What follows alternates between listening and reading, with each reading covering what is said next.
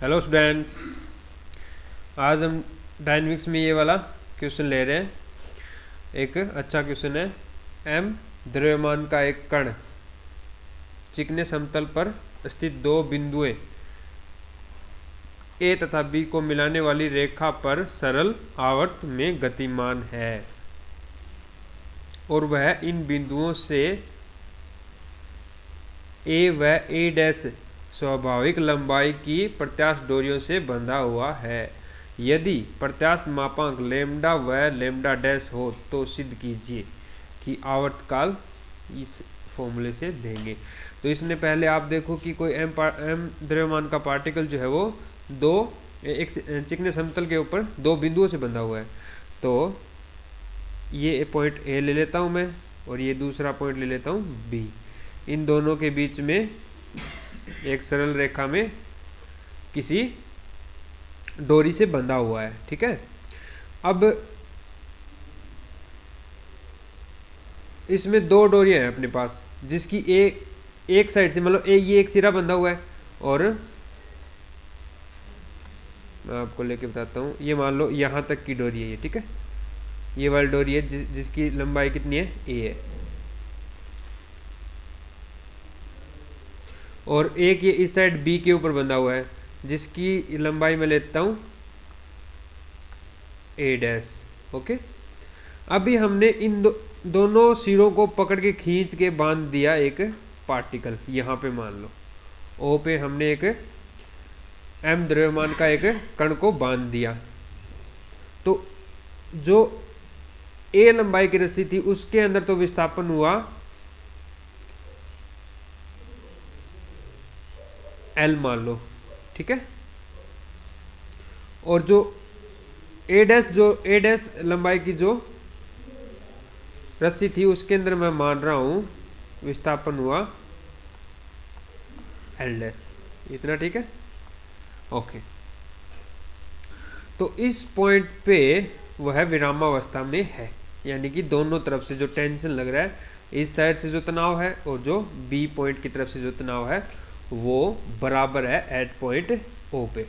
Okay, अब मैंने इसको हल्का सा विस्थापित कर दिया इस साइड। मान लो इसको मैंने यहाँ पे विस्थापन दे दिया इस पॉइंट पे। मान लो वो पॉइंट पी के ऊपर हम पार्टिकल को ले आए पकड़ के, और जिसकी मैं ओ से दूरी है वो एक्स मान लेता हूँ। ठीक है, मैंने क्या किया, उस पार्टिकल को ओ से पकड़ के पी तक ले आया और इसको विस्थापित कर दिया हल्का सा। ओके, अब हम पॉइंट पी पे उस पार्टिकल की गति की समीकरण निकालेंगे। कहने का मतलब उस पार्टिकल पे तनाव कितना है एट पॉइंट पी पे। तो वो कैसे निकालेंगे, इस डायरेक्शन में मैं मान लेता हूं तनाव है टी डैश और इस डायरेक्शन में मान लेता हूं टी है। ओके, तो T dash is equal to क्या हो जाएगा, अब देखो ओ तक उसमें जो जो ए डैश रस्सी थी जिसकी लंबाई ए डैश थी उसके अंदर पहले ही तनाव कितना था, एल डैश तनाव था। यहाँ तक है ना, तनाव विस्तार था एल डैश विस्तार था, जिसमें से मैंने क्या कम कर दिया, कितना, एक्स।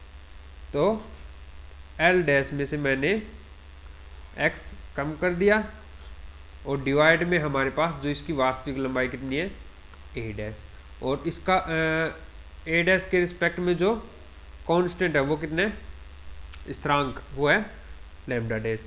ये तो आ गया हमारा टी डैश टेंशन। अब हम चाहिए टी निकालेंगे तो लैम्डा से मल्टीप्लाई करो। अब देखो यहाँ पे तो है, इसमें विस्तार कितना था, एल, और प्लस एक्स और कर दिया मैंने। ठीक है ना, इतना एक्स और कर दिया, तो ये हो गया एल प्लस एक्स और डिवाइड बाय इसमें विस्थापन कितना था, ए था। ये आ गया। अब हम चाहते हैं पॉइंट पी के ऊपर उसमें तनाव कितना है वो निकालना है। तो पॉइंट पी पे M D square X upon D T square is equal to T dash minus T होगा। ये कम वाला है ना, ये वाला घट जाएगा क्योंकि ठीक है। तो अब देखो यहाँ पे क्या आएगा, T dash is equal to क्या, lambda dash L dash minus X by A dash और minus lambda L plus X by A. ठीक है ना। ओके नेक्स्ट, अब हमें एक चीज़ यहाँ पे नोट करने वाली बात यह है कि जो पॉइंट ओ है, एट पॉइंट ओ पे दोनों में जो तनाव है वो बराबर है, यानी कि टी और टी डैश है वो बराबर है। कब? जब एक्स की वैल्यू 0 हो तब, है ना। तो उसको लिखते हैं कि व्हेन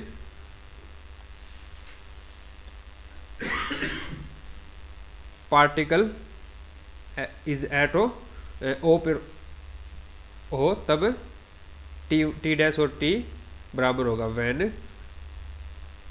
एक्स बराबर 0 देन टी बराबर टी डैश।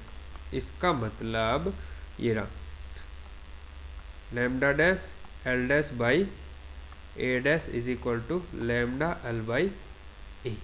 ये हमारा होगा एट पॉइंट पी पे, हम ये यूज़ करेंगे हमारी इक्वेशन में।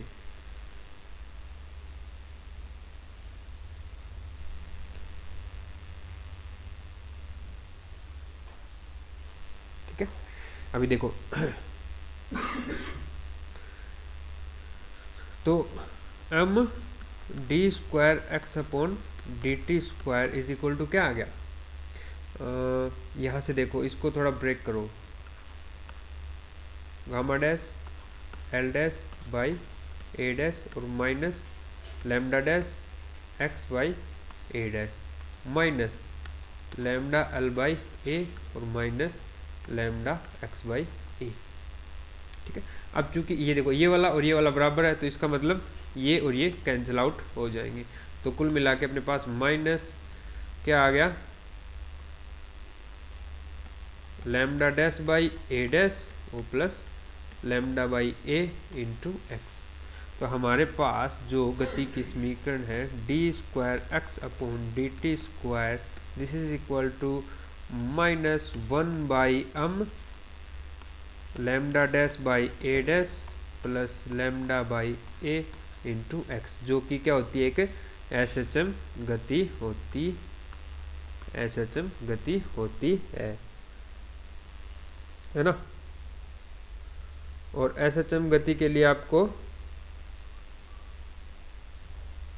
फॉर्मूला पता है किसका, आवर्तकाल का। 10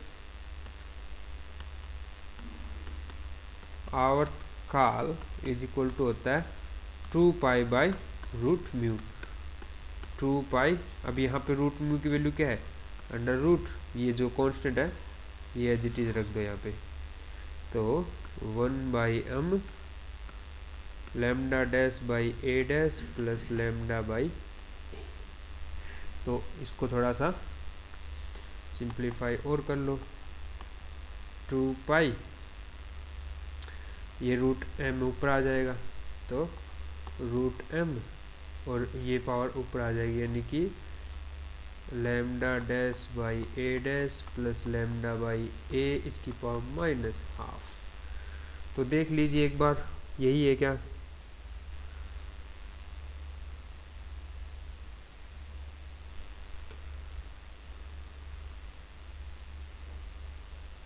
तो देखो ये रहा,